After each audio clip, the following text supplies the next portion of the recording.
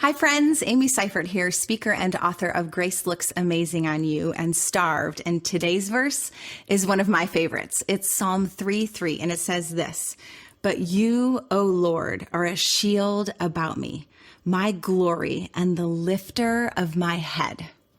Have you ever woken up in the middle of the night full of anxious and fearful thoughts, where it almost feels like your thoughts are enemies surrounding you, closing in on you? Maybe you're thinking about those bills that you can't pay, or something you said that you regret, or what other people think about you. This was me a few nights ago, and it was David a few centuries ago. David was being chased down, surrounded by his enemies, and leading the charge was his son, Absalom, who wanted to take his throne. And David writes, "But you, Lord, are my shield." And he doesn't just say that he has a shield, he says God is his shield. Now, back in the day, shields were made of wood, and then they were wrapped in animal skins, and then they were dipped in water so that they would be saturated. Why?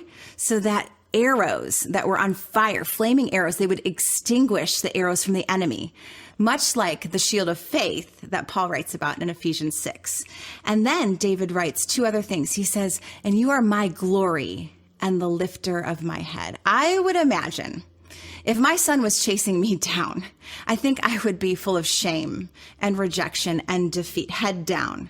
But he says, God is going to take my shame and make it glory, and he's going to lift my head. So today, two thoughts for you. Use your imagination. When anxiety comes, imagine being behind God as your shield, that he is going in front of you. He is protecting you. He's taking the hits. Or when shame is closing in, close your eyes and imagine God's tender hands lifting up your chin and saying, "Chin up, daughter, chin up, son, I'm your defender."